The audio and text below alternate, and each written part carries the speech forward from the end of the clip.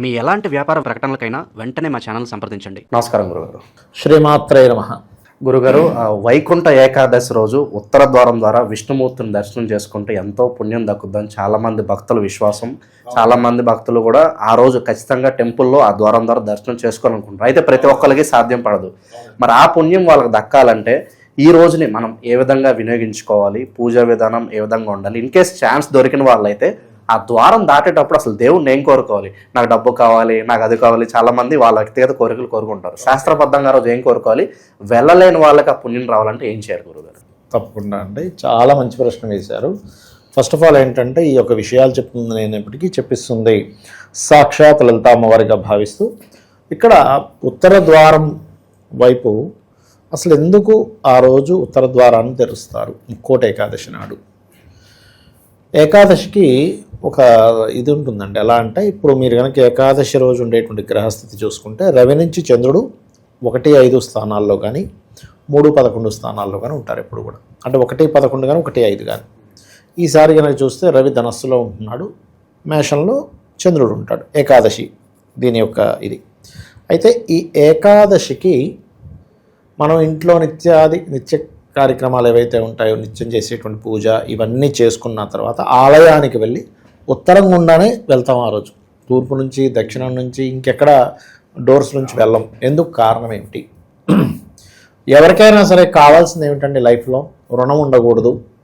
అడగండి, అప్పులు తీరిపోతే అమ్మ చాలు. శత్రుత్వాలు ఉండకూడదు. అవునండి, అమ్మ బాబాయ్ శత్రుత్వాలు బాధ. రోగం ఉండకూడదు అనుకుంటాడు. ఈ మూడైనా ఇంకేమైనా ఉంటాయి చెప్పండి? ఈ మూడు ఉండకూడదు అనుకుంటాడు, ఉండాలని అనుకోడు. ఉండకూడదు ఎవరున్నాయంటే రుణము, రోగము, శత్రువు. దీన్ని 6వ స్థానము అంటారు జ్యోతిష్ శాస్త్రంలో. ఈ 6వ స్థానాన్ని కంట్రోల్ చేయాలి అంటే మనకు కావాల్సింది ఏమిటి అంటే, ముఖ్యంగా ఆరోగ్యం కావాలంటే మనకి ఆరోగ్యం ఉండాలి, ధనం ఉండాలి, అదేవిధంగా మంచి వాక్కు ఉండాలి. వాక్కు కారకుడు ఎవరు అంటే బుధుడు. ఉత్తరానికి కారకుడు ఎవరు? బుధుడు. ధనానికి కారకుడు ఎవరు? కుబేరుడు. ఎందుకంటే వెంకటేశ్వర స్వామికి ఆయన ధనం ఇచ్చిన వ్యక్తి. ఈ బుధుడు కుబేరుడు వీళ్ళిద్దరూ కూడా ఉత్తరానికి కారకులు. ఒక్కొక్క దిశకి ఒక్కొక్కరు కారకులుగా చెప్పారు మనకు వాస్తులో. ఈశాన్యానికి గురుకేతువులు, ఈశానుడు అని, తూర్పుకి ఇంద్రుడు అధిపతి సూర్యభగవానుడని, అదేవిధంగా ఆగ్నేయానికి అగ్నిదేవుడు, మరియు మన చూసుకున్నట్లయితే శుక్రుడు అధిపతి అని, దక్షిణానికి కుజుడు యముడు అని, నైరుతికి నిరుతుడు రాహు అని, పడమరకి అదేవిధంగా శని భగవానుడు, మెయిన్గా శని, మరియు అదేవిధంగా వరుణదేవుడు, వాయువ్యానికి చంద్రుడు మరియు ఈ యొక్క వాయుదేవుడు. అలాగే ఉత్తరానికి కుబేరుడు అధిపతి. ఈ కుబేరుడు అధిపతి ఉన్నటువంటి స్థానం నుంచి ఎవరైతే ఎంటర్ అవుతారో లోపలికి, స్వామివారిని దర్శనం చేసుకుని మళ్ళీ తిరిగి వస్తారో, కుబేరుడి యొక్క అనుగ్రహం పరిపూర్ణంగా కలుగుతుంది. ఎందుకంటే నీకు అందరూ మామూలు గుంపులుగా వెళ్ళిపోయి తోసేసుకొని. ఇంకొక విషయం చెప్పాలి, ఇప్పుడు ప్రజెంట్ గురువు మిథునంలో ఉన్నాడు, బుధుడు ధనస్సులోకి మారి పరివర్తన జరిగింది. ఈ పరివర్తన మూలంగా కొన్ని జరగనున్నాయి. ఏమిటి అంటే ఈ మత విద్వేషాలు పెరగడము, అంటే ఎవరో ఏదో ఈ హిందూ సంబంధించిన దాని మీద అనడం, పౌరోహిత్యము, ఈ పండితులకు కొంత ఇబ్బంది రావడము, అనవసరమైన గొడవలు పెరగడము, అదేవిధంగా కొంతవరకు ఈ అగ్ని ప్రమాదాలు కూడా కాస్త పెరగడం, ఇవన్నీ ఒక ఎత్తు. అయితే ఈ ఆలయాల్లో కొన్ని ఇబ్బందులు కలగనున్నాయి. కాబట్టి ఏకాదశి ఉంది కదా అని పొలోమని వెళ్ళిపోయి వెళ్ళకండి దయచేసి. ఎందుకంటే కొన్ని ఖాళీగా ఉండే ఆలయం కూడా ఉంటుంది. కాస్త ఖాళీగా ఉన్న ఆలయానికి వెళ్ళండి. అక్కడ ఉన్న విష్ణువే ఇక్కడ అదే విష్ణువు ఉంటాడు. మన భ్రమ కాకపోతే మొత్తం. ఇంట్లో మనం పూజ చేసుకుని అక్కడ అదే విష్ణువు ఉంటాడు, ఆలయంలో ఏ విష్ణువు ఉంటాడు, ఇంట్లో అక్కడే అదే విష్ణువు ఉంటాడు. కాబట్టి ఎవరైతే ఉత్తర ద్వారం గుండా లోపలికి వెళ్ళి స్వామివారిని దర్శనం చేసుకొని మనస్ఫూర్తిగా స్వామిని యొక్క దర్శనం నేను చేసుకోగలిగిన అంతకంటే భాగ్యం లేదు అని అనుకొని, ఎలా అయితే ఒక చిన్నపిల్లవాడు అమ్మని చూడంగానే ఆనందపడతాడు. అమ్మని చూడటమే ఆనందం, ఇంకోటి లేదు. అవునా కదా? నవ్వుతాడు, ఆనందపడిపోతాడు. ఏమంటే అమ్మాయి ఏమైనా అప్పటికప్పుడు ₹1,00,00,000 ఇస్తుందా, లేకపోతే పెద్ద బంగారు బిందె ఏమైనా ఇస్తుందా, లేకపోతే ఇంకేమైనా ఇస్తుందా, వజ్రం ఏమైనా ఇస్తుందా? కాదు, అక్కడ కావాల్సింది కదా. అమ్మని చూడటం ఎంత ఆనందమో స్వామివారిని దర్శనం చేసుకోవడమే ఆనందంగా భావించి మీరు ఇందాక ఒక మాట అన్నారు, ఏమంటే లోపలికి వెళ్ళేటప్పుడు ఏమనాలి అని. మీకున్నటువంటి టెన్షన్స్ అవన్నీ పక్కన పెట్టేసి ఓం నమో నారాయణాయ, ఓం నమో నారాయణాయ, ఓం నమో నారాయణాయ, అదే మంత్రం, ఇంకోటి ఉండకూడదు. మనసా వాచా కర్మణ అదే మంత్రంతో గడప దాచుతూ, ఇంకోటి లైన్లు పెద్ద పెద్దగా ఉంటాయి, ఎంత పెద్ద లైన్ ఉంటే అంత మంచిది అనుకోండి. ఎందుకంటే అంతసేపు మీరు ఆలయంలో ఉండేటువంటి అదృష్టాన్ని పొందారు. అబ్బా ఏమిటండి నేను అనేది ఏంటంటే తోసుకోవద్దని చెప్పాను, లైన్లో నిలబడొద్దని చెప్పలే, తోసుకొని ఇంకొక అమాయకులకి. ఎందుకంటే నువ్వు ఒక నీలాగే భక్తితో దర్శనం చేసుకోవడానికి వచ్చిన వ్యక్తిని ఆలయంలో నీ కాలుతో చంపేస్తున్నావు. ఒకసారి ఆలోచించాలి ఈ విషయాన్ని. అది ఎంత పెద్ద దోషం అండి. నువ్వేదో హడావిడిలో తొక్కిసలాటల్లో చచ్చిపోయాడంటే నీ కాలు దగ్గర, ఎంత పెద్ద దోషం అది. ఒక భక్తుడు అలా అయితే ఈశ్వరుడు కోపం రాదు. కాబట్టి పొరపాటును కూడా తోసులాడుకోవడము, గొడవలు పడ్డం చేయి. ఇలా లోపలికి వెళ్ళి దర్శనం చేసుకుని వచ్చిన వ్యక్తికి స్వామివారిని దర్శనం చేసుకున్నాం కాబట్టి బుధుడికి, కుబేరుడికి స్వామివారు చెప్తాడనమాట. ఎందుకంటే బుధగ్రహం ఏదైతుందో పూర్వజన్మ కర్మస్థానకారకుడు అంటారు బుధుడిని. అందుకే రిలేషన్స్, అప్పులు, రోగాలు వీటితోనే ఉంటుంది అంతా కూడా. మనం చూడండి, ఫుడ్ తింటాం, ఏదైనా హెల్త్ ఇష్యూస్ ఎక్కువ ఫుడ్ వల్ల వస్తాయి.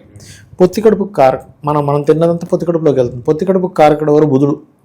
లార్జ్ ఇంటెస్టైన్, స్మాల్ ఇంటెస్టైన్కి బుధుడు కారకుడు. గట్ హెల్త్ బాగోకపోతే ఏది బాగోదంట, బుధుడు కారకుడు దానికి. మనం హాయిగా ఉండాలంటే కుబేరుడు ఉండాలి, ధనానికి కారకుడు. అవునా కదా? మనం వాక్కు మాట్లాడాలంటే ఏం మాట్లాడాడు అంటే ఏం, ఇప్పుడు చూడండి మనం చూస్తున్నాం ఎందుకు మాట్లాడాడని అంత గొడవలు జరుగుతున్నాయి. అలాగా ఈ వాక్కు కారకుడు బుధుడు. అంటే బుధానుగ్రహము, కుబేరుడు అనుగ్రహం పరిపూర్ణంగా రావాలంటే మీరు ఎప్పుడైతే లోపలికి వెళ్ళి మనస్ఫూర్తిగా విష్ణువుని తలుచుకొని బయటికి వస్తారో అప్పుడు ఆ మహావిష్ణు అయ్యో వీడు కర్మలు కొంచెం తగ్గించిన ఆయన అని చెప్పి కుబేరుడికి ఆ యొక్క బుధుడికి చెప్తాడు. అప్పుడు ఆ రకంగా కర్మలు తగ్గుతాయి. ఇదొకటి. ఇక మీరు అన్నారు ఏమండి వెళ్ళలేని వాళ్ళ పరిస్థితి ఏమిటి? అందరికీ కుదరదు. ఏ దుబాయ్లోనే ఉన్నారు, ఏదో వాళ్ళు ఎక్కడో ఏదో మారుమూల ప్రాంతంలో ఉన్నారు, ఆ పుణ్యం కావాలి. అప్పుడు ఏం చేయాలి అంటే శాస్త్రం మనకి దీనికి చాలా విషయాలు చెప్పిందండి. ఇలాగా మీరు చెయ్యలేనప్పుడు కలియుగంలో కలికి ఒక ధర్మం ఉంటుంది. ఏమిటంటే మీరు కూర్చొని మనస్ఫూర్తిగా, ఇప్పుడు మీరున్నారు మణికంఠ గారు, మీకు ఒక 1000 గోవులు చక్కగా వాటిని ఆలన పాలన చూడాలని ఉంది, లేకపోతే 1000 గోవులు ఆలన పాలన చూసి దానం ఇచ్చేయాలని ఉంది. కానీ మీ పరిస్థితి 1000 గోవులు కొనలేని పరిస్థితి. ఇచ్చినట్టుగా అలా మీరు భావించి మనస్ఫూర్తిగా భావిస్తే 1000 గోవులు దానం ఇచ్చిన ఫలితం వస్తుంది. అలా ఎవరైనా మీరు ఒక తిరుపతికి వెళ్ళినట్టు, లేకపోతే మీ ఊర్లో ఉన్న, ఇప్పుడు మీ దుబాయ్లో ఉన్నారు ఉదాహరణకి, మీ ఊర్లో ఉండే వెంకటేశ్వర స్వామి ఆలయంలో లేదా విష్ణు ఆలయంలో ఉత్తర ద్వారం గుండా లోపలికి వెళ్ళినట్టు ఆ స్వామివారిని దర్శనం చేసుకొని బయటకు వచ్చినట్టు మీరు కనుక మనసా వాచా కర్మన ఊహించుకొని ఆ స్వామివారికి అక్షింతలు వేసి నమస్కారం కనుక చేసుకోగలిగితే పూజ గదిలో కూర్చొని ఆ ఫలితం 100% వచ్చి తీరుతుంది. ఇది శాస్త్రవచనం, ఇది నేను చెప్తుంది కాదు. అంటే నీకు లేదు కాబట్టి. అయితే ఏకాదశి రోజు శాస్త్రం ఏం చెప్తుంది అంటే ఉపవసించు. ఉపవాసం అనే దానికి 2 అర్థాలు. ఒకటి దేవుడికి దగ్గరగా ఉండడం, రెండవది 8 యామములు, ఒక యామం 3 గంటలు, 8 యామములు అంటే 24 గంటల పాటు నువ్వు తినకుండా ఉండగలగాలి. అంటే తినకుండా ఉన్నాను జపం చేయడం కాదు, స్వామివారి యొక్క ఆలోచనల్లో, స్వామివారి యొక్క భక్తిలో, ఆ భక్తిలో మునిగిపోయి నువ్వు మర్చిపోగలగాలి. దీనివల్ల ఏమవుతుంది, దీని మీద ఆల్రెడీ నోబెల్ బహుమతి పొందాడు ఒక ఆయన. ఉపవాసం చేస్తే రోగాలు ఎన్ని రాకుండా ఉంటాయి, ఇటువంటి రోగాలు రాకుండా ఉంటాయి. మన వాళ్ళు ఎప్పుడో చెప్పారు ఏకాదశి ఉపవాసం చేయ, వేరే రోజులు అక్కర్లేదని. ఆ రకంగా మనం ఎప్పుడైతే ఏకాదశి రోజు ఇది పాటించి నోటిని, మనసుని, బుద్ధిని అదుపులో పెట్టుకోవాలి. ఉపవాసంలో కేవలం తినే పదార్థాన్నే కాదు, నోటిని, మనసుని, బుద్ధిని కూడా. ఎందుకంటే నువ్వు తినకపోవడం మాత్రం మానేసి నీ నోటితో ఇష్టం వచ్చినట్టు మాట్లాడి, నీ బుద్ధితో ఇష్టం వచ్చినట్టుగా ఆలోచించి, నీ మనసులో పిచ్చి పిచ్చి వికారాలని తెచ్చుకుంటే అది ఏకాదశి ఉపవాసం అవ్వదు ఎట్టి పరిస్థితుల్లో. ఇలా చేసిన ఉపవాసమే కొన్ని కోట్ల ఉపవాసాలు చేసిన ఫలితం ఇస్తుంది.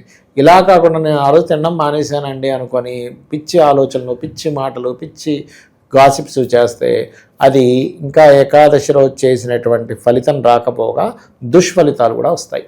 గురుగారు, అలాగే ఆ రోజు అకస్మాత్తుగా ఎవరన్నా చనిపోతే వాళ్ళకి మోక్షం లభిస్తుంది, డైరెక్ట్గా వాళ్ళు స్వర్గానికి వెళ్తారని నమ్ముతారు, వాస్తవాలు ఏంటి గురుగారు? అది కావాలని చనిపోతే కాదండి, వాళ్ళకి స్వచ్ఛంద మరణం, అంటే వాళ్ళంతటా వాళ్ళకి మరణం జరిగింది. అంటే వాళ్ళంతటా వాళ్ళు తీసుకునేంత మరణం, మన స్వచ్ఛంద మరణం అంటే మళ్ళీ భీష్ముడు వచ్చినట్టుగా మనకు రాదు, అంత సీన్ లేదు. అనుకోకుండా ఆ రోజు అయిపోయింది, ఆత్మహత్యలు ఇవి కాకుండా, అప్పుడు ఖచ్చితంగా స్వామివారిని చేరుకుంటారు అనేటువంటి శాస్త్రవచనం, అందులో ఎటువంటి సందేహం లేదు. ఓవరాల్గా వైకుంఠ ఏకాదశి రోజు ఏం చేయాలి, ఈ రోజుని ఎలా వినియోగించుకోవాలి, ఆ దర్శనం దొరకకపోయినా కూడా ఎటువంటి కార్యక్రమాలు ఆ రోజు విశేషంగా చేసుకుంటే మంచి పుణ్యం లభిస్తుంది అనేది అద్భుతంగా వివరించారు. ధన్యవాదాలు. శ్రీమాత్రే నమః.